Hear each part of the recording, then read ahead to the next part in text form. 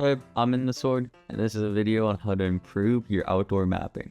I'm a very systematic person, so I like to think of my mapping in steps. For me at least, I have 4 main steps: planning, layouting, placing, and decorating. I'm gonna make a map while I go through each of these steps, so hopefully you can see a little of what's going on in my thought process. Step 1, planning. Plan before you start placing things down. Plan out what the terrain of the area should look like. Plan out how large you want your area to be, and plan where your map connections will go. Having a solid foundation will make your mapping a lot easier. Also, keep in mind where in this game the map is located. If it's an earlier map, you should expect to have less complicated paths. Step 2 is layouting. Start roughly drawing out a layout of the area. I like to completely fence in the borders with a random tile, just so I can truly see all the space I'm working with. Just start drawing out a path and edit it as you go. Try to plan for some optional areas for secrets.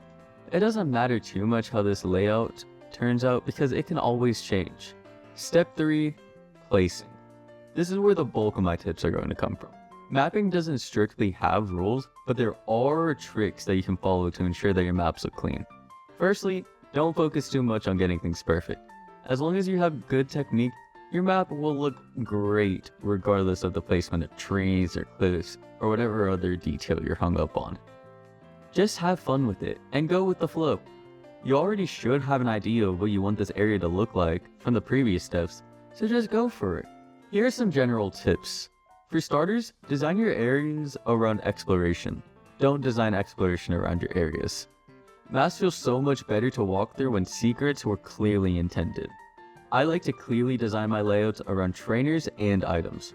Secondly, make your areas more spaced out than you think you need to.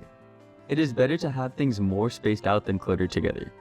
Make sure that your cliffs and trees aren't too blocky. This is much easier to do with cliffs, which is why I love to utilize them where I can. If you have directly square edges all over the place, then the terrain feels unnatural. Change some of them to be more jagged. If you have a sharp corner of trees, smooth it out. Trees don't randomly cut off in nature. Speaking of cliffs and trees, make your map borders feel natural. If I can't tell where the border of your map is, then it's a natural looking border. Cliffs are the biggest help with borders, honestly. Last thing I want to say is to make sure that your player has a clear path, and that it's centered. If you look throughout this map, you can tell that I try and make 3 wide paths where I can, and that just helps to make things feel more smooth to play through. Step 4 is decorating. Once everything is in place, it's time to decorate. Don't get ahead of yourself though. In maps, less is honestly more. If your entire map is suffocating in detail, then it can feel claustrophobic. Everybody has a detail range good for them, but I tend to stay in the lesser side of details.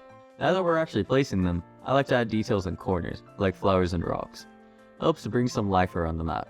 And that's generally it.